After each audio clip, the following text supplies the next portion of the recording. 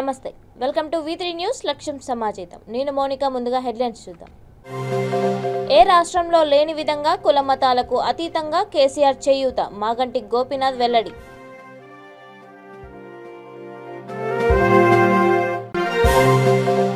బస్తీలలో పాడైన తాగునీటి పైప్ లైన్లను పునరుద్ధరించండి జలమండలి అధికారులను ఆదేశించిన మలక్పేట్ ఎమ్మెల్యే అహ్మద్ బలాలా ఏసీబీ వలలో బుక్కరాయ సముద్రం సిఐ రాము కానిస్టేబుల్ ఖరీద్ డిఎడ్ కాలేజ్ వ్యవహారంలో లంచం తీసుకుంటుండగా పట్టివేత సీఎం కేసీఆర్ వైఫల్యాలను ప్రశ్నించడం తప్ప వైఎస్ఆర్ తెలంగాణ పార్టీ రాష్ట్ర అధికార ప్రతినిధి పిట్టా రామరెడ్డి వ్యాఖ్య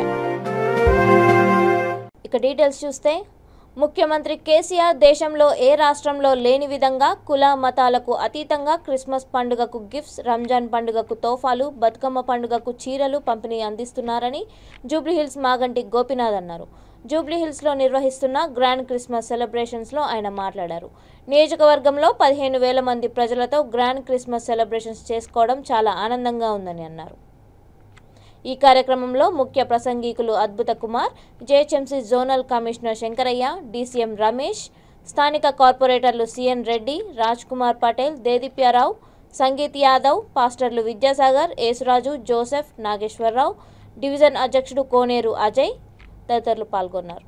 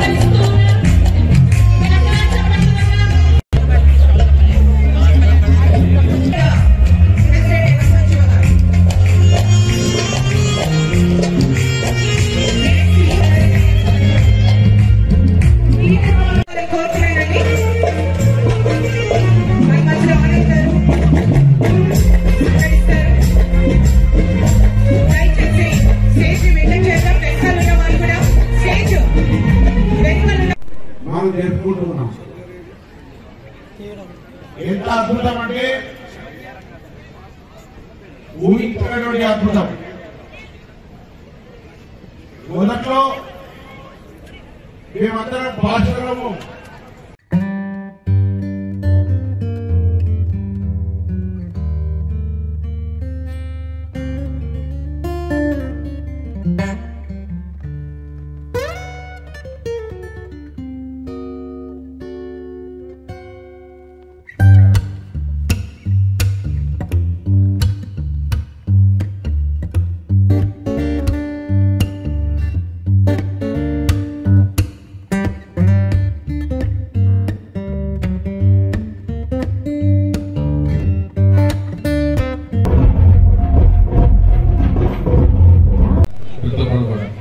పేరున హృదయపూర్వక నమస్కారాలు తెలియజేసుకుంటూ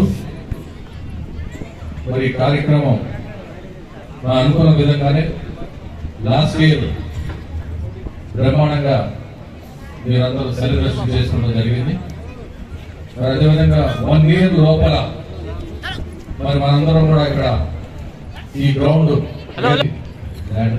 దీన్ని ఇట్లాంటి సెలబ్రేషన్స్ కోసమే మరి మేమందరం కూడా ఈ గ్రౌండ్ సిద్ధం చేయడం జరిగింది మరి అది మన అనుకోవాలి దేవుడి పైన అనుకోవాలి ఎందుకంటే 1 year లోపల మన సొంత స్థలం లాగా వాళ్ళ జిహెచ్ఎంసీ తరఫున ఈ స్థలం దొరికిందంటే మామూలు విషయం కాదు మరి అదేవిధంగా మరి సోదరులందరూ కూడా మాట్లాడారు ఇంతకుముందు మరి నేను చెప్పాల్సిన ఒకటే ముఖ్యమంత్రి మన కేసీఆర్ గారు తెలంగాణ రాష్ట్రాన్ని అనేక విధాలుగా ఇప్పుడు మీ సోదరులందరూ నా గురించి చెప్పారు.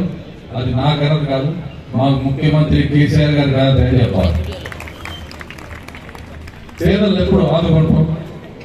మరి ఇట్లాంటి పథకాలు మరి భారతదేశంలోనే ఏ ముఖ్యమంత్రి చేయని విధంగా మరి అనేక పథకాలు పేదల గురించి మరి అభివృద్ధి కార్యక్రమాలు ఎన్నో చేయడం జరిగింది తెలంగాణ రాష్ట్రంలో. ఒకప్పుడు తెలంగాణ రాష్ట్రంలో అందరూ కరెంట్ ఎక్కడిది, మీకు కరెంట్ ఎక్కడిది, నీళ్ళు ఎక్కడిది, ఇట్లా అందరూ కూడా విమర్శించడం జరిగింది. దాన్ని మలక్పేట్ నియోజకవర్గం సైదాబాద్ డివిజన్లోని వివిధ బస్తీలలో పాడైన తాగునీటి పైప్లైన్లను పునరుద్ధరించాలని, చేతి పంపులు, డ్రైనేజ్ మరమ్మతులు చేపట్టాలని ఎమ్మెల్యే అహ్మద్ బలాలా జలమండలి అధికారులను ఆదేశించారు. పూసల బస్తీ, చేపల మార్కెట్, రెడ్డి బస్తీ, హరిజన్ బస్తీలలో ఆయన పాదయాత్ర నిర్వహించారు.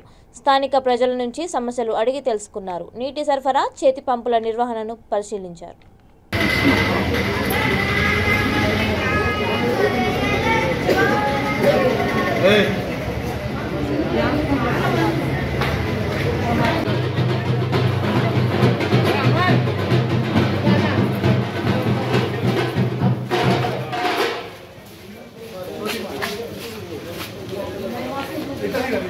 अन्ना ब्यांडी लेके नो मन गाली लेके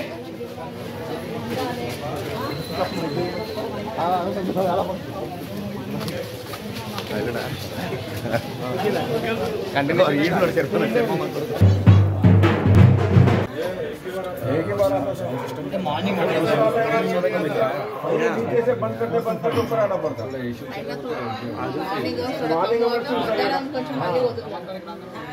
बंद अभी కూడా చాలా ప్రాబ్లం అవుతుంది మాకు వాటర్ సమ్మర్ 2 बजे बंद हो जाएगा అసలు చాలా నీళ్ళు మోస్తున్నాం మేము वो टाइम में भी नहीं आ रहा मैडम की కూడా వచ్చింది మేడం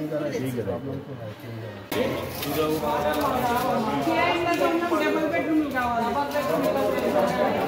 నాకి నా మాది అదృష్టం అది డబుల్ బెడ్రూమ్ ఇల్లు లేదు సార్ డబుల్ బెడ్రూమ్ వస్తుంది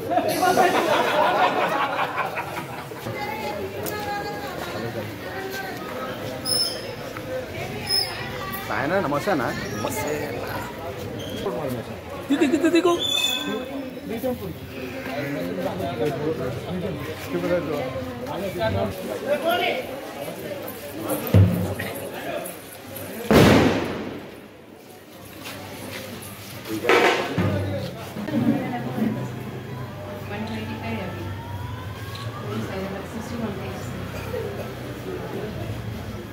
प्रॉब्लम नहीं है मैडम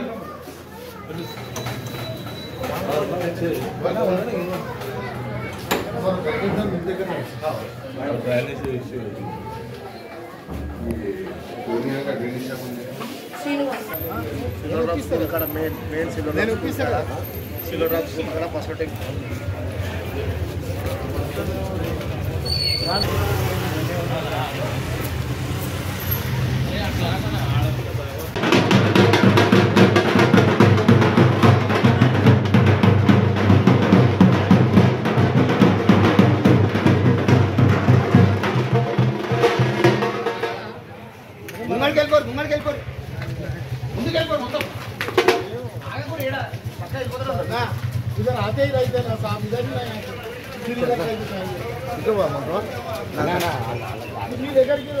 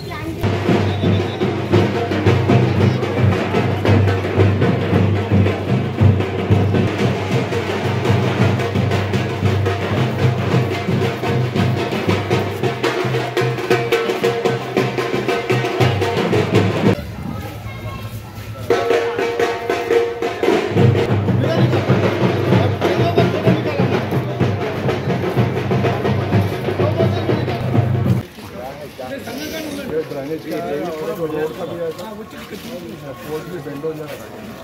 ड्रेनेज का बहुत पुराना है। अच्छा है मैच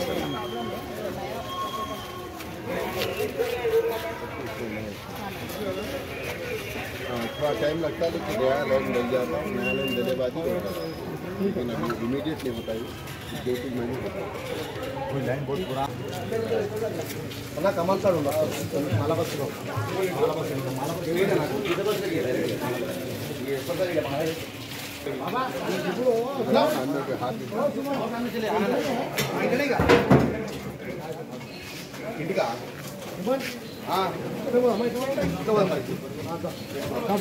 ఇలా చూసి స్పీడ్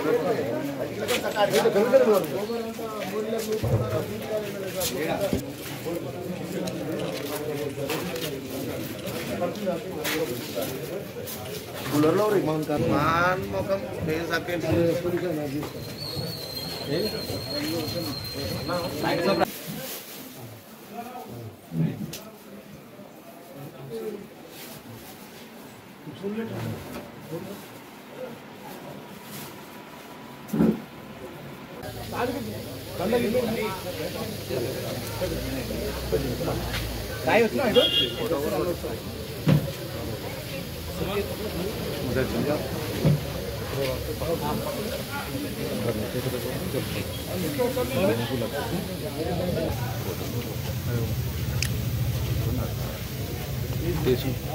शांति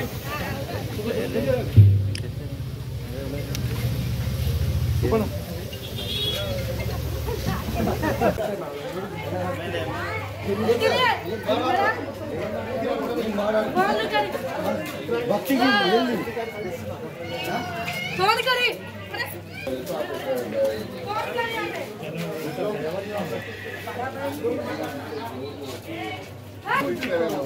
इसके अंदर पानी है तो बस है ना भाई जरूर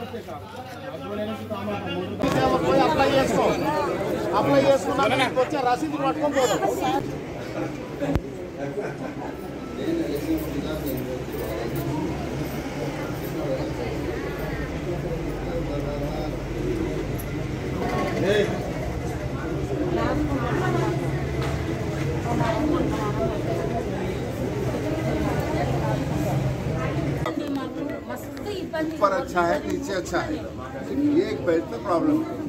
क्या प्रॉब्लम है, क्यों प्रॉब्लम है, लाइन नहीं है। क्या प्रॉब्लम? बोलो भाई, लोगों के सामने बोलो, मेरे को अलग क्या अकेले में बोलने का बात है क्या? पूरा वाला सब जगह बंद करो तुम, खाली ये 10 घर कैसा बंद करेगा? पानी नहीं आया तो मोटर लगाते, पानी आया तो कोई भी कहीं को लगाता मोटर बंद करा के देगा तो पानी सप्लाई सप्लाई क्या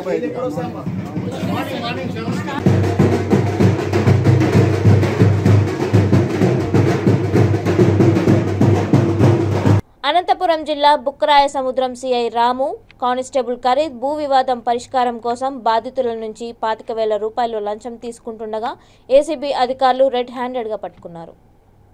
బుక్కరాయ సముద్రం పంచాయతీ పరిధిలో డిఎడ్ కాలేజ్ వ్యవహారంలో బాధితుడు మల్లికార్జున్ రెడ్డి నుంచి లంచం తీసుకుంటుండగా పట్టుకున్నామని ఏసీబీ డీఎస్పీ తెలిపారు.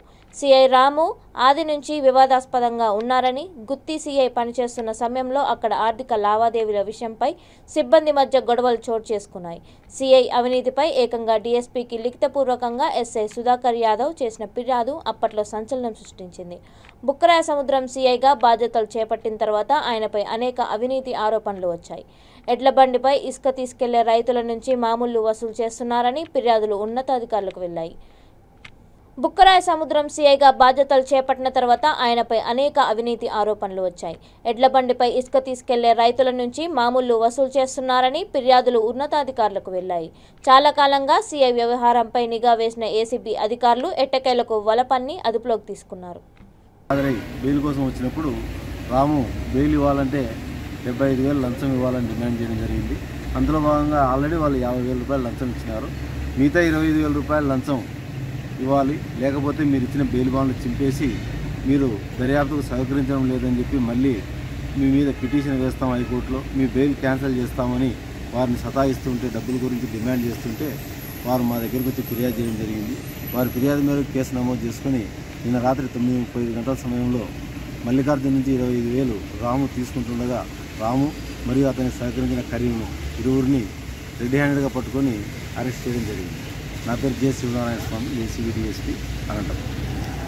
సీఎం కేసీఆర్ వైఫల్యాలను ప్రశ్నించడం తప్ప అని వైఎస్ఆర్ తెలంగాణ పార్టీ రాష్ట్ర అధికార ప్రతినిధి పిట్ట రామరెడ్డి అన్నారు. తమ పార్టీ నాయకురాలు వైఎస్ షర్మిల ఆరోగ్య పరిస్థితి క్షీణించిందని, ఆమెను చూడడానికి కార్యకర్తలు వస్తుంటే పోలీసులు దారుణంగా కొడుతున్నారని ఆరోపించారు.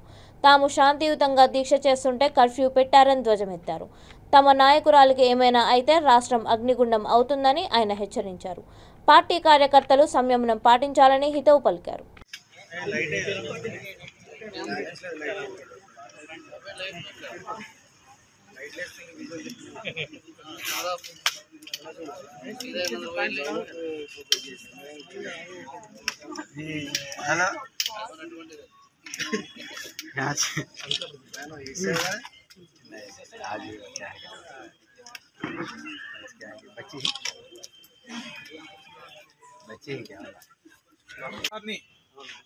నిర్బంధించి మరి ఈ రోజున కేసీఆర్ వ్యవహరిస్తున్న తీరుని రాష్ట్రంలో ఉన్నటువంటి ప్రతి ఒక్కరు కూడా చూస్తూనే ఉన్నారు.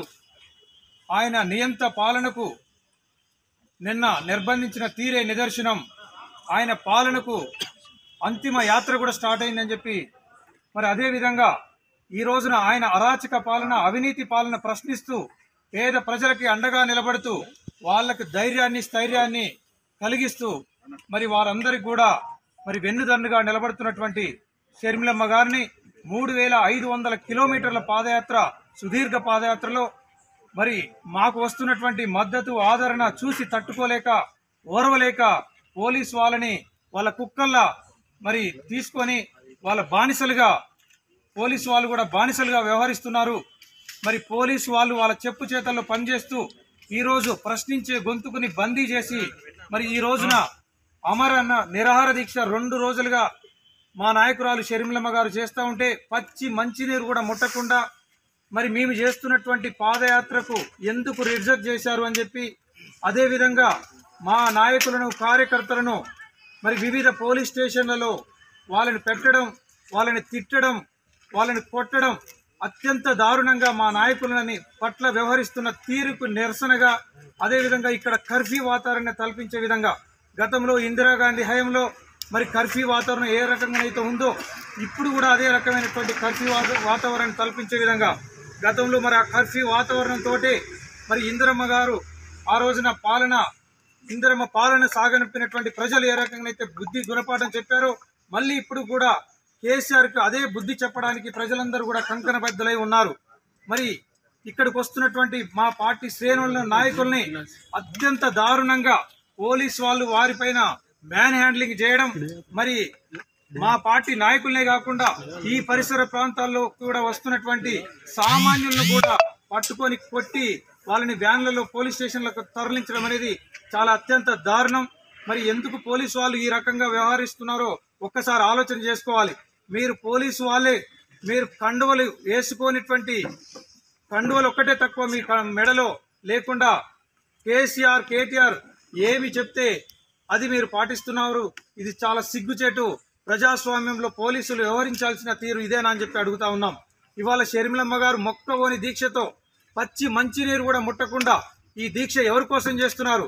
ఇవాళ రాష్ట్రంలో కేసీఆర్ ఇచ్చినటువంటి హామీలు ఏ ఒక్కటి కూడా నెరవేరకపోవడం వల్ల ప్రతి ఒక్కరు బాధల్లో కష్టాల్లో ఇబ్బందులు ఉన్నారు అని కదా, వాళ్ళకు అండగా నిలబడాలని చెప్పే కదా పాదయాత్ర ఎందుకు రిజెక్ట్ చేశారని చెప్పే కదా ఇవాళ ఏ తప్పు చేసిందని చెప్పి షర్మిలమ్మ గారిని అక్రమంగా అరెస్టు చేసి ఇవాళ నిర్బంధించడం జరిగిందని చెప్పి మరి వైఎస్ఆర్ తెలంగాణ పార్టీ అందరూ కూడా చాలా ఆందోళనలో ఉన్నారు.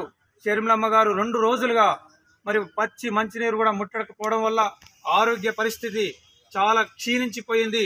మరి తక్షణమే డాక్టర్లు ఏమంటున్నారంటే తక్షణమే హాస్పిటల్కి తీసుకపోతే ప్రాణ హాని కూడా జరిగేటువంటి, ప్రాణాలకు ముప్పు వాటిల్లేటువంటి ప్రమాదం కూడా ఉందని చెప్పి డాక్టర్లు చెప్పడంతో నిజంగా వైఎస్ఆర్ తెలంగాణ పార్టీ నాయకులు, శ్రేణులందరూ కూడా చాలా ఆందోళనలో ఉన్నారు.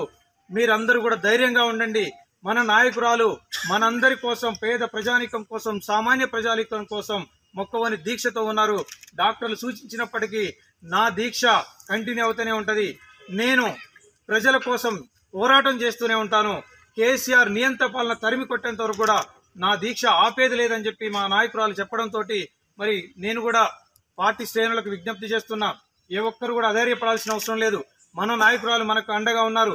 పైన రాజశేఖర రెడ్డి గారి ఆశీస్సులు ఉన్నాయి, దేవుడి దీవెనలు ఉన్నాయి. ఇటువంటి కేసీఆర్లు ఎంతమంది వచ్చినా మనని గాని మన నాయకురాలు గాని ఏమీ చేయలేరు. కాబట్టి మీరు ధైర్యంగా ఉండాలని చెప్పి ప్రత్యేకంగా మీ అందరికీ విజ్ఞప్తి చేస్తా ఉన్నా. ఇక్కడ ఏమైనా జరిగినట్లయితే మా నాయకురాలికి తస్మాత్ జాగ్రత్త. పోలీసులకు గాని ప్రభుత్వానికి గాని కేసీఆర్ కేటీలకు విజ్ఞప్తి చేస్తున్నా, సవాల్ విసురుతున్నా. ఇవాళ మీరు వ్యవహరిస్తున్న తీరు, మీరు ఇచ్చిన హామీలు వాగ్దానాలు నెరవేర్చకపోవడమే కదా ఇవాళ మా నాయకురాలు షర్మిలమ్మ గారు మరి పబ్లిక్ లో తిరిగి వారికి అండగా నిలబడుతుంది. అటువంటి ప్రశ్నించే గొంతుకుని ఇలా నిర్బంధించి ఇక్కడ పెట్టి చివరకు ప్రాణహాని తీసుకొచ్చేటువంటి మరి పని కట్టుకొని మీరు చేస్తున్నటువంటి పోలీసులను అడ్డంగా పెట్టి మీరు వ్యవహరిస్తున్న తీరుకి తస్మాత్ జాగ్రత్త. మా నాయకురాలికి ఏమన్నా జరిగితే మాత్రం మరి రాష్ట్రం అగ్నిగుండంగా తయారవుతుందని ఈ సందర్భంగా తెలియజేస్తా ఉన్నా. మరొక్కసారి వైఎస్ఆర్ తెలంగాణ పార్టీ శ్రేణులకు విజ్ఞప్తి చేస్తున్నా, మీరందరూ కూడా సంయమనం పాటించండి, ధైర్యంగా ఉండండి. తప్పకుండా మన పోరాటం మాత్రం మళ్ళీ కొనసాగుతూనే ఉందని చెప్పి తెలియజేస్తా ఉన్నాను. ప్రభుత్వం ఏమో యాత్రకు అనుమతించేది లేదని చెప్పేసి వాళ్ళు చెప్తున్నారు, మీరేమో ఆమరణ నిరాహార దీక్ష విరమింపేది లేదని చెప్పేసి మీరు చెప్తున్నారు. దీనికి సొల్యూషన్ ఏంటి? మేము పాదయాత్ర సజావుగా జరుగుతున్నటువంటి పాదయాత్ర 223 రోజులుగా 3500 కిలోమీటర్లు ఎక్కడ విఘాతం కలగకుండా శాంతి భద్రతలకు సజావుగా జరిగింది. మరి 3500 కిలోమీటర్ల దగ్గర మాకు వస్తున్నటువంటి మద్దతు ఆదరణ అది చూసి తట్టుకోలేక ఇవాళ పాదయాత్రకు పర్మిషన్ క్యాన్సిల్ చేశారు. పాదయాత్రకు ఎందుకు పర్మిషన్ క్యాన్సిల్ చేశారని చెప్పి అడుగుతా ఉన్నాం. మరి బండి సంజయ్కి పాదయాత్రకు పర్మిషన్ ఇవ్వలేదా? మరి ఇంకో కొంతమంది నాయకులు వివిధ పార్టీలు చేస్తున్నారు అని అంటే వీరందరూ కూడా చేస్తూనే ఉన్నారు. ఎంతో మంది దొంగ దీక్షలను చూసాం. కానీ మరి షర్మిలమ్మ గారు చేస్తున్న దీక్ష పచ్చి మంచినీరు కూడా ముట్టడం లేదు. మామూలుగానైతే ఆహారం తీసుకోకుండా మంచినీరుతో దీక్ష చేస్తారు, కానీ మా నాయకురాలు పచ్చి మంచినీరు కూడా ముట్టకుండా చేస్తున్నారు. కాబట్టి తాడో పేడో తేల్చుకోవాలని చెప్పి హాస్పిటల్కి తరలించిన అయినా సరే నేను నా దీక్షను కంటిన్యూ అవుతానని చెప్పి చెప్పడం జరుగుతుంది. ఆమరణ నిరాహార దీక్ష ఇన్ని రోజులు కంటిన్యూ చేసినా మాకు వచ్చిన అభ్యంతరం ఏం లేదు, మేము లిఫ్ట్ చేసే అవకాశం లేదు, మేము లిఫ్ట్ చేయాల్సిన అవసరం లేదు అని చెప్పేసి పోలీసులు మీకు ఏమైనా మీ పార్టీకి కానీ మీకు కానీ ఏమైనా సమాచారం ఇచ్చారా, లేకపోతే అరెస్ట్ చేస్తారని మీరు ఏమైనా భావిస్తున్నారా? మాకు అరెస్టు చేస్తారని చెప్పి మేమేం అనుకోవట్లేదు. ఎందుకంటే మేము ప్రజల పక్షాన పోరాటం చేయాలి. మాకు కావాల్సింది పాదయాత్రకు పర్మిషన్ ఇవ్వండి అని చెప్పి అడుగుతున్నాం. కోర్టు పర్మిషన్ ఇచ్చినప్పటికీ పోలీసులు కుట్రపూరితంగా కక్షపూరితంగా వ్యవహరించి పర్మిషన్ రిజెక్ట్ చేశారు. మేము ఎందుకు రిజెక్ట్ చేశామని చెప్పి అంబేద్కర్ స్టాచ్యూ దగ్గర వినతి పత్రం ఇస్తుంటే నిరసన తెలియజేస్తా ఉంటే అక్కడ ఉన్నటువంటి మా నాయకులను కూడా అరెస్ట్ చేసి అక్రమంగా అరెస్ట్ చేసి వివిధ పోలీస్ స్టేషన్లు పెట్టారు. కాబట్టి ఆ నాయకులను కూడా వెంటనే విడుదల చేయాలని చెప్పి మేము కోరడం జరిగింది. కానీ నిన్న అరెస్ట్ చేసి రాత్రంతా కూడా మరి పోలీస్ స్టేషన్లో ఉంచి ఇప్పటికి కూడా వదలకపోవడం అనేది చాలా సిగ్గుచేటు. పక్కనే ఉన్నటువంటి బంజారాహిల్స్ పోలీస్ స్టేషన్లో కూడా ఇప్పటికీ మరి మా నాయకులు ఉన్నారు. అందులో మహిళా నాయకురాలు కవితాదేవి ఇబ్రాహీంపట్నం నాయకురాల్ని నిన్న ఈ టైంకి అరెస్ట్ చేసి రాత్రంతా పోలీస్ స్టేషన్లో పెట్టి ఇప్పటికి కూడా అరెస్టు మరి విడుదల చేయకపోవడం అనేది మరి ఇటువంటి చర్యలకు పాల్పడుతున్నటువంటి మరి పోలీసు వాళ్ళు మరి సిగ్గుచేటు. ఎందుకంటే టీఆర్ఎస్ నాయకులు మరి కేటీఆర్ ఎట్లా చెప్తే అట్లా వింటున్నారంటే మరి మీకు జీతాలు ప్రభుత్వం ఇస్తుంది, టీఆర్ఎస్ నాయకులు ఇవ్వట్లేదు, అది గమనించాలని చెప్పి కోరుతా ఉన్నాం. షర్మిల గారి మద్దతుకు ప్రతిపక్ష పార్టీల ఉన్నాయి కదా రాష్ట్రంలో, ఎవరైనా మద్దతు తెలిపారా? మీ దీక్ష మాకు వివిధ పార్టీల నుంచి నాయకులు పెద్ద మొత్తంలో మాకు ఫోన్లలో మద్దతు తెలియజేశారు. ఈ రోజు ప్రత్యక్షంగా ఇక్కడికి వచ్చి మద్దతు తెలియజేయాలి, సంఘీభావం ప్రకటించాలని వస్తున్న క్రమంలో చాలా మంది నాయకులను కూడా అక్కడే అడ్డుకోవడం కూడా జరిగింది. వైఎస్ఆర్ తెలంగాణ పార్టీ శ్రేణులే కానీ పలు ప్రజా సంఘాల నేతలు కూడా ఇక్కడికి వస్తూ ఉంటే వివిధ పార్టీలకు చెందినటువంటి నాయకులు కూడా మాకు మద్దతు తెలియజేస్తా ఉన్నారు. ఇక్కడికి రానిచ్చే పరిస్థితి లేదు కదా పోలీసు వాళ్ళు. నంద్యాల జిల్లా శ్రీశైలం శ్రీ బ్రహ్మరాంబ సమేత మల్లికార్జున స్వామి వార్లను తెలంగాణ ఆంధ్రాకు చెందిన పలువురు మంత్రులు దర్శించుకున్నారు. తెలంగాణ ఆర్థిక మంత్రి హరీష్ రావు దంపతులు, ఆంధ్రప్రదేశ్ ఉప ముఖ్యమంత్రి దేవాదాయ శాఖ మంత్రి కొట్టు సత్యనారాయణ కుటుంబ సమేతంగా స్వామివార్లను దర్శించుకున్నారు. వీరిరువురిని దేవస్థానం ఈవో లవన్న, ప్రధాన అర్చకులు, ఇతర సిబ్బంది సింహద్వారం ద్వారా ఘనస్వాగతం పలికారు.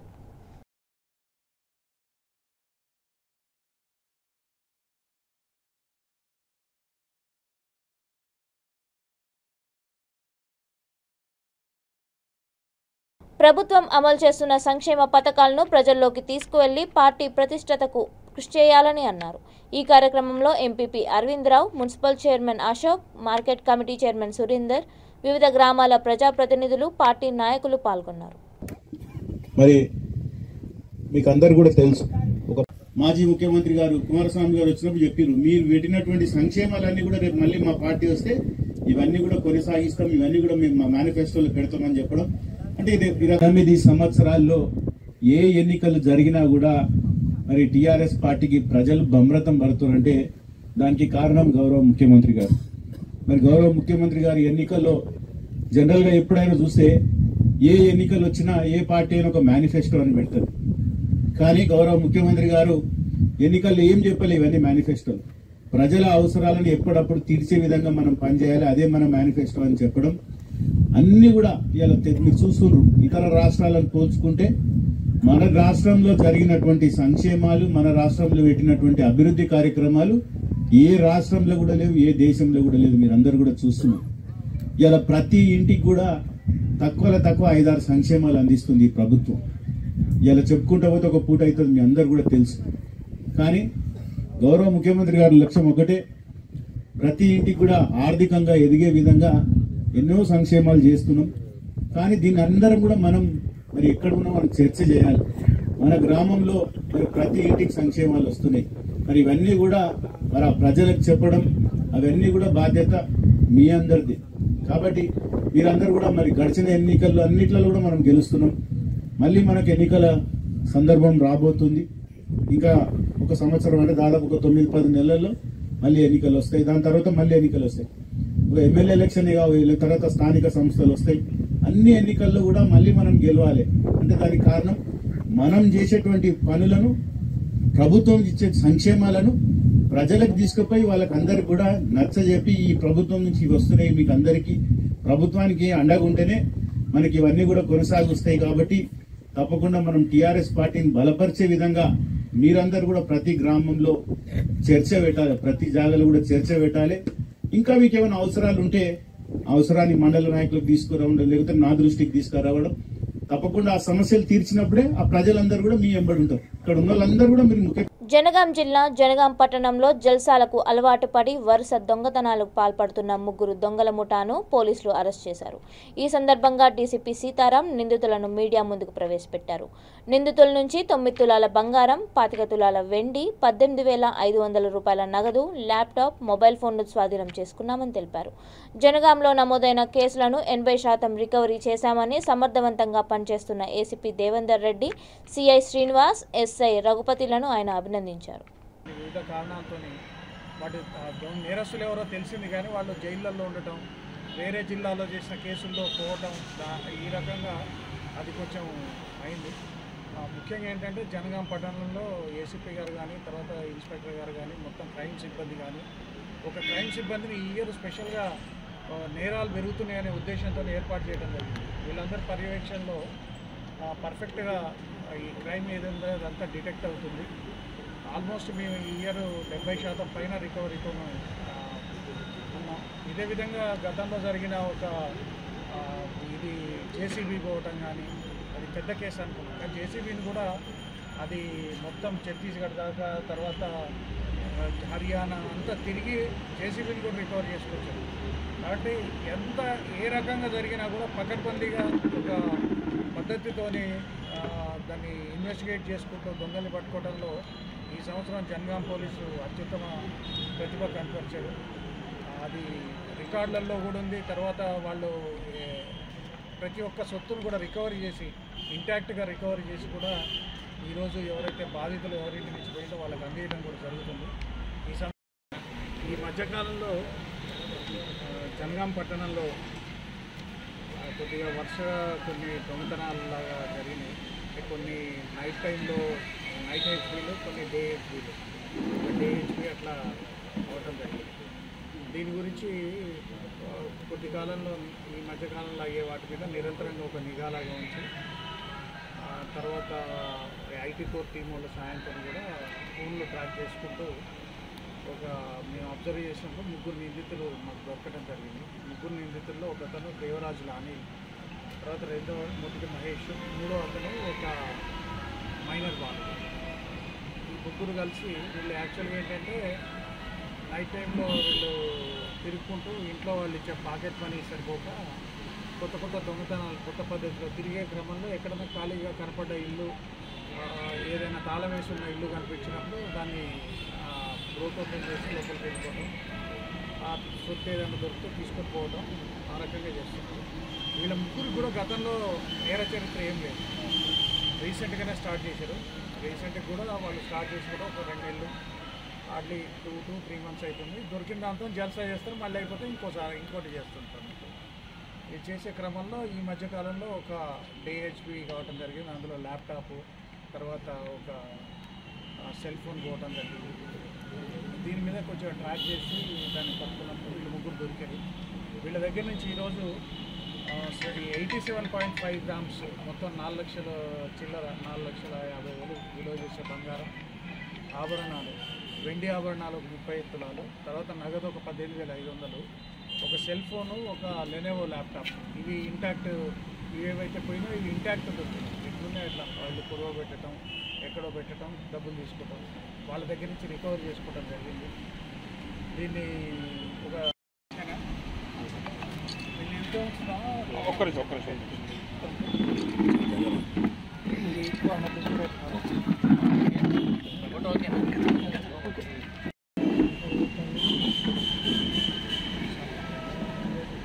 ఫోటో తీసుకుంటాం.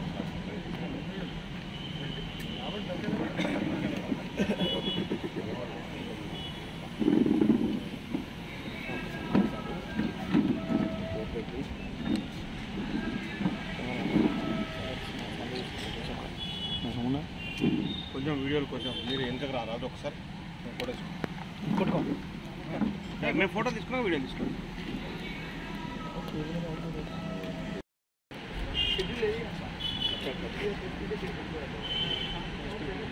ఫోన్ అదేనా సార్ ఒకటి పెట్టిరా? అదే అదే ల్యాప్టాప్ ఫోన్ అదే.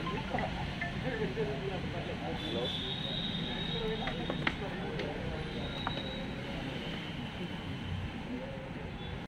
ప్రజలలో కాంగ్రెస్ పార్టీ పట్ల ఎంతో అభిమానం ఉన్నదని, నిజమైన నాయకులు కార్యకర్తలు పార్టీని వదిలిపోలేదని సనత్నగర్ నియోజకవర్గం బన్సిలాల్పేట్ డివిజన్ పార్టీ సీనియర్ నాయకుడు మల్లం రమేష్ అన్నారు.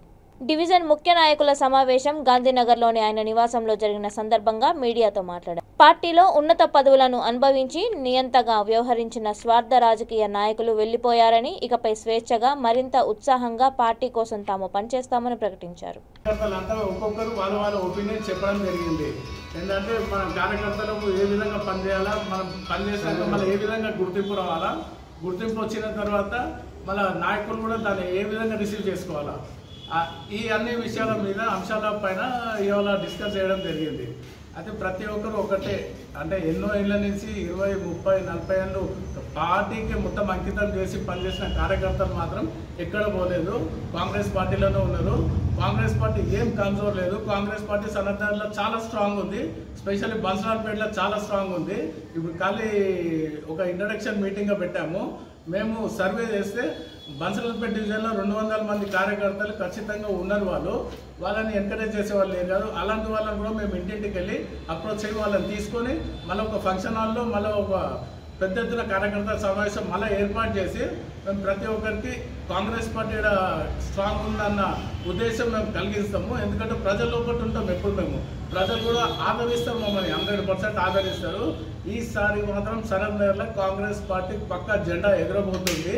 ఇదైతే ఖచ్చితంగా అది కూడా ఏంటంటే కార్యకర్తలు అనుకుంటే సాధించేది ఏది లేదు. కార్యకర్తలు ఎన్ని రోజులు అనుకొని సాధించి గవర్నమెంట్ని తీసుకొచ్చారు. వాళ్ళు అనుకుంటే ఏదైనా సాధించగలుగుతారు. మనము దేవుందే స్టోరీ తీసుకున్నా కానీ శ్రీరామచంద్రుడు అంతటి వాడే వానరుల సపోర్ట్ లేకుండా యుద్ధం గెలవలేకపోయాడు. అలాగే మా నాయకులు కూడా కార్యకర్తల సపోర్ట్తోని 100% గెలిచి గవర్నమెంట్ కూడా ఫామ్ చేశారు. 100% రేవంత్ రెడ్డి గారి ఆధ్వర్యంలో ప్లస్ అంజన్ కుమార్ యాదవ్ గారి ఆధ్వర్యంలో కార్యకర్తలు స్ట్రాంగ్ ఉన్నారు. ఏడ కూడా మైనస్ పాయింట్ లేదు, ప్రతి ఒక్క దగ్గర ప్లస్ పాయింటే ఉంది. 100% దాని విషయంలో మేము ప్రతి ఒక్కరు డిస్కస్ చేసాము. వాళ్ళకి ఏమున్నా కానీ ప్రతి ఒక్కరు మేము దృష్టికి తీసుకెళ్ళి హైకమాండ్ దృష్టికి తీసుకెళ్ళి 100% అది సాల్వ్ అయ్యే విధంగా మేమంతా చర్యలు చేపట్టి కార్యకర్తలకు ఉన్న అంతా ఏవైతే వాళ్ళకి ఇన్ని కష్టపడ్డ దానికి సరైన గుర్తింపు తీసుకొస్తామనేసి ప్రతి ఒక్కరు ఇక్కడ డిస్కస్ చేయడం జరిగింది. ఒక యూనిటీగా మేము చేయడం జరిగింది. మాకు ఏది కూడా అంటే ఒక డివిజన్ నుంచి స్టార్ట్ చేసాము, మళ్ళీ నెక్స్ట్ అన్ని డివిజన్స్ కవర్ చేసుకుంటే కాన్స్టిట్యున్సీ వైజ్ వెళ్ళి ప్రతి ఒక్కరిని కలుస్తాము. కలిసి కార్యకర్తలను ఫస్ట్ ఒక యూనిటీకి తయారు చేసి కార్యకర్తలు యూనిటీగా వచ్చిన తర్వాత ప్రజల దగ్గరికి పోతాం. ప్రజల దగ్గరికి పోయి ప్రజల దగ్గర అడుగుతాము, మేము ఏ కార్యక్రమం చేసినాం, ఏం చేసినాం అన్నట్టు. గవర్నమెంట్ ఉన్నా లేకున్నా ప్రజలతోనే మేము టచ్లో ఉంటాము. అలాంటప్పుడు ప్రజలు తప్పకుండా మా సైడ్ ఉంటారు. 100% మాకు న్యాయం. పాత్రిక మిత్రులకు, ఇక్కడ విచ్చేసిన కార్యకర్తలకు ప్రతి ఒక్కరికి చేతులెత్తి దండం పెట్టి స్వాగతిస్తూ నేడు సనత్నగర్ కాన్స్టిట్యున్సీలో బన్సాల్పేట్ డివిజన్కి సంబంధించిన కాంగ్రెస్ కార్యకర్తల సమావేశం జరగడం జరిగింది. అయితే ఈ యొక్క సమావేశం మెయిన్ ఉద్దేశం ఏంటంటే, ఇక్కడ ఉన్న మా నాయకుడు బీజేపీలో వెళ్ళిపోవడం వలన మన కార్యకర్తలంతా నిరుత్సాహంతో ఉన్నప్పుడు వాళ్ళకు ఒక ప్రోత్సాహం కలిగించే విధంగా ఈ యొక్క కార్యకర్తల సమావేశం ఏర్పాటు చేయడం జరిగింది. అయితే ప్రతి ఒక్క కార్యకర్త ఒక సైనికుళ్ళ ఇన్నేళ్ళు పనిచేసుకుంటూ వచ్చాడు. కానీ ఇప్పుడు నాయకుడు లేకుండా మళ్ళా ఒక ఉత్సాహంతో లేరు కాబట్టి ఒక ఉత్సాహం క్రియేట్ చేయడానికి కార్యకర్తల సమావేశంలో ఇప్పుడు మేము డిస్కస్ చేయడం జరిగింది. అయితే ఒకటే, కార్యకర్తలు అంటే ప్రతి ఒక్క పార్టీకి బ్యాక్ బోన్. కాంగ్రెస్ పార్టీ కూడా స్పెషల్ కాంగ్రెస్ పార్టీకి కార్యకర్తలు బ్యాక్ బోన్. అయితే అలాంటి ఈ యొక్క కార్యకర్తల సమావేశానికి ముఖ్య ఉద్దేశం ఏంటంటే, ఇప్పుడు సమస్యలు ఇలా కార్యకర్తలు ఏం చేయాలా, ఏ విధంగా మనం చేయాలా. మనకు ఒక నాయకుడు ఉండే, ఇప్పుడు మాకు ఉన్నారు ఇద్దరే. ఒకరు ఇక్కడ శశిరెడ్డి గారు ఉండే బీజేపీలో వెళ్ళిపోవడం జరిగింది. అయితే తర్వాత ఇప్పుడు మా కాన్స్టిట్యున్సీలో నాయకుడు లేడు. నెక్స్ట్ మాకు ఎంపీ అంజన్ కుమార్ యాదవ్ గారు ఉన్నారు. అంజన్ కుమార్ యాదవ్ గారి ప్రోత్సాహంతో, ఆయన ఎంకరేజ్మెంట్తో, ఆయన ఆదేశాల మేరకు కాంగ్రెస్ కార్యకర్తల సమావేశం ఏర్పాటు చేయడం జరిగింది. అయితే ఇంకోటి కూడా, ప్రతి ఒక్క విషయాన్ని కూడా ఆయన అందుబాటులో ఉంటా, ప్లస్ కార్యకర్తలందరినీ కూడా రేవంత్ రెడ్డి గారి దగ్గర తీసుకెళ్ళి కల్పిస్తా అని చెప్పడం జరిగింది. అయితే ఇవాళ చాలా మంది వెళ్ళిరు. కాంగ్రెస్ పార్టీ ఎంత న్యాయం చేసినా కానీ అలాంటి వాళ్ళు ప్రతి ఒక్కరు వెళ్ళిరు. కానీ ఇప్పుడు శశిరెడ్డి గారు వెళ్ళిరు అంటే ఆయన పర్సనల్, దాని గురించి నేను ఎక్కువ డీప్గా చెప్పడం అభివృద్ధి ఏ రకంగా ఆయన ఉన్నప్పుడు జరిగింది, మరి దాని ప్రజలు ఇప్పటికీ ఏ రకంగా వాళ్ళు ఆహ్వానిస్తారని మీరు భావిస్తున్నారు? 100% అభివృద్ధి కాంగ్రెస్ హయాంలో కాంగ్రెస్ పార్టీ పేరు మీద అభివృద్ధి జరగడం జరిగింది. అంతేగాని ఒక వ్యక్తి పేరు మీద జరగడము, ఒక వ్యక్తి చెప్పినందుకు జరగడము అన్నట్టు అలాంటిది ఎక్కడ కూడా లేదు. కాంగ్రెస్ పార్టీ ఎక్కడ వెళ్ళినా కానీ కాంగ్రెస్ పార్టీ పేరు మీదే మేము వెళ్ళి చేయడం అయింది. ఏదైనా ఉన్నా కానీ మా గవర్నమెంట్ లేకున్నా కానీ ఒక పైప్ లైన్ శాంక్షన్ గురించి కూడా మేమందరం కలిసి కార్యకర్తలు మున్సిపల్ కమిషనర్ గారు రిప్రజెంటేషన్ ఇచ్చి శాంక్షన్ చేపించడం జరిగింది. ఇలాంటి కార్యక్రమాలు కాంగ్రెస్ పార్టీ కార్యకర్తలు చేసినా, కాంగ్రెస్ పార్టీ నాయకుడు చేసినా కానీ నాయకులకు కానీ కార్యకర్తలకు కానీ పేరు రాదు, కాంగ్రెస్ పార్టీకి పేరు వస్తుంది. అందుకే వాటిలో ఉన్నా లేకున్నా కానీ కాంగ్రెస్ పార్టీ, చెన్నారెడ్డి గారు ఒక చరిత్ర ఉంది చెన్నారెడ్డి గారిది. ఆ చెన్నారెడ్డి గారి నాయకత్వంలో ఇదంతా ఇన్ని రోజులు నడిపించుకుంటా వెళ్ళిరు. కానీ శశిరెడ్డి గారు లేరు కాబట్టి కార్యకర్తలకు చాలా బాధ కలిగింది. ఒకటేసారి బాధ కలిగి వాళ్ళు ఏం చేయాలో ఆలోచన లేనప్పుడు సరే సమావేశం పెట్టుకొని, సరే ఆయన వెళ్ళిపోయిన నాయకుడు లేడని మనము నిరుత్సాహపడవద్దు. మనం పార్టీకి పనిచేస్తున్నాం కాబట్టి మనకి ఏమొద్దు, మనం ఏం ఆశించకుండా పార్టీకి పనిచేద్దాం. 100% పార్టీని మనకు చేస్తే పార్టీ మనకి న్యాయం చేస్తుంది, తప్పకుండా న్యాయం చేస్తుంది అన్న ఒక ఆలోచనతో మేము అందరం కలిసి కూర్చొని మాట్లాడడం జరిగింది. అందరు దానికి మా కార్యకర్తలంతా సీనియర్లు అందరూ అంగీకరించడం జరిగింది. పెద్ద స్థాయిలో ఉన్నటువంటి నాయకులే ప్రతిపక్ష పార్టీ అయినటువంటి మీకు బీజేపీ పార్టీకి ఆకర్షితులు వెళ్తున్న తరుణంలో, అంటే అధిష్టానంలో ఉన్నటువంటి నాయకత్వం కరెక్ట్గా లేదు, కానీ మీరు చేస్తున్నటువంటి అభివృద్ధిలో మేము ముందుంటాం అంటారు కదా, మరి మీరు ఏ రకంగా ముందరికి వెళ్తారు? మీకు ఉందా పై స్థాయి నుంచి ఏమన్నా సపోర్ట్? తప్పకుండా. ఇప్పుడు పార్టీ బీజేపీలోకి వెళుతున్నారు అంటే అది బీజేపీ వాళ్ళకు భయం ఉంది కాబట్టి కాంగ్రెస్లో కరెక్ట్ లీడర్లు ఉన్నారు, వాళ్ళు వస్తే మాకు బెనిఫిట్ అవుతుందన్న ఉద్దేశంతో వాళ్ళు పిలుచుకొని వెళ్తున్నారు. అంతేగాని మేము అభివృద్ధి ప్లస్ ప్రజలకు ఎప్పుడు అండగా నిలబడతామని మీ ముఖంగా కూడా మేము హామీ ఇవ్వడం జరుగుతుంది. మరి ఇంకోటి ఏంటంటే నాయకులు ఎంతమంది వచ్చినా పోయినా ఎమ్మెల్యేలు కూడా గెలిచిన ఎమ్మెల్యేలు కూడా కాంగ్రెస్ పార్టీకి వెళ్ళి వెళ్ళిపోయారు. అయితే అది వెళ్ళిపోయినా కానీ కాంగ్రెస్ పార్టీ ఆగలేదు. ఎందుకంటే కాంగ్రెస్ పార్టీ సముద్రము, నువ్వు ఎంత డీప్కి వెళ్ళినా కానీ ఇంకా నీకు కార్నర్ అనేది కనబడదు. అలాంటి సముద్రంలో మేము ఉన్నాము. మా కాంగ్రెస్ పార్టీ ఎప్పుడు అది ఎండిపోదు. కాంగ్రెస్ పార్టీ సముద్రం ఎప్పుడు ఎండిపోదు. వస్తుంటాయి అలలు, వస్తుంటాయి అలలు, పోతుంటాయి, వెళ్ళిపోతాయి కార్నర్కి వెళ్ళిన తర్వాత. ఓకే, నెక్స్ట్ మళ్ళీ ఇప్పుడు శశిధర్ రెడ్డి గారు ప్లేస్లో నెక్స్ట్ ఎవరు వస్తున్నారని చెప్పండి మీ ఆలోచన? దాని విషయంలో కూడా డిస్కస్ చేయడం జరిగింది.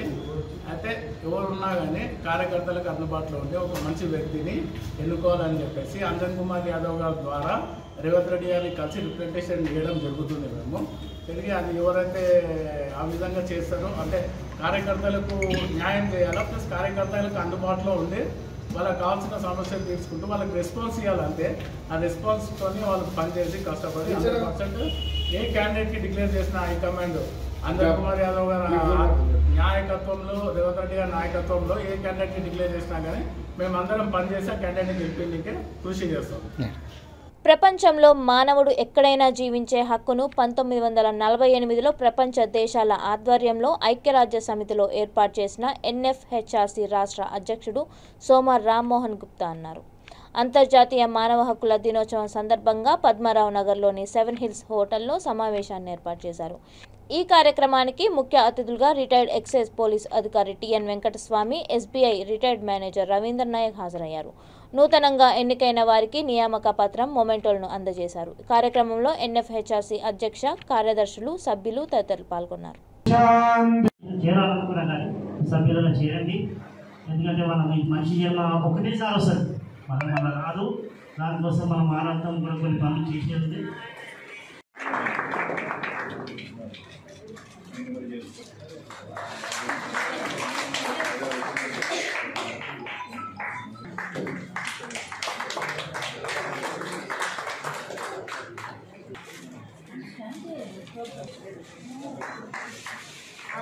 ఇక్కడ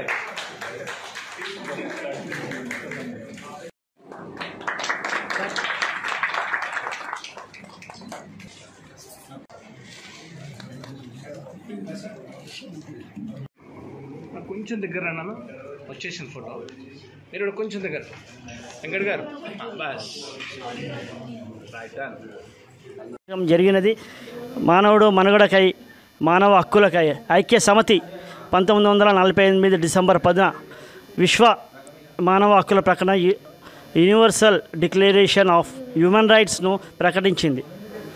అన్ని చట్టపరమైన అంశాలు, సంస్కృతిపై వ్యవహారాల్లో వేరువేరు నేపథ్యాల్లో ప్రపంచ దేశాల్లో ప్రతినిధులు అందరూ కలిసి 2 సంవత్సరాలు కృషి చేసి ఈ మానవ హక్కుల ప్రకటన రూపొందించారు.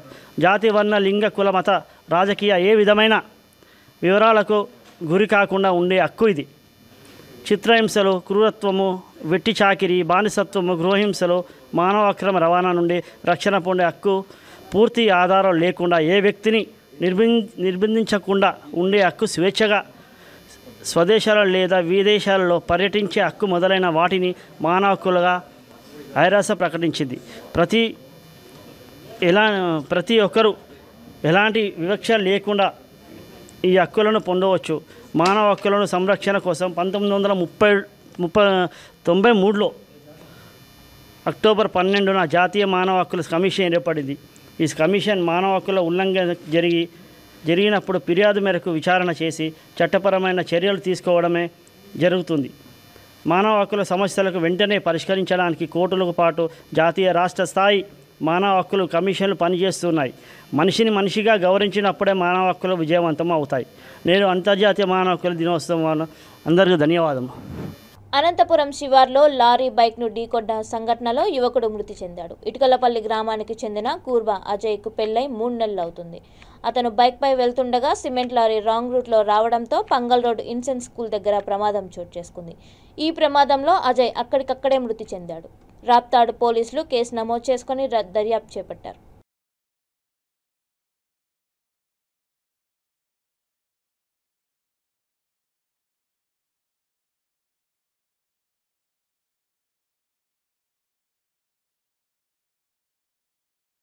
బులెటిన్ ముగించే ముందు హెడ్లైన్స్ మరొకసారి. ఏ రాష్ట్రంలో లేని విధంగా కుల మతాలకు అతీతంగా కేసీఆర్ చేయూత మాగంటి గోపీనాథ్ వెల్లడి.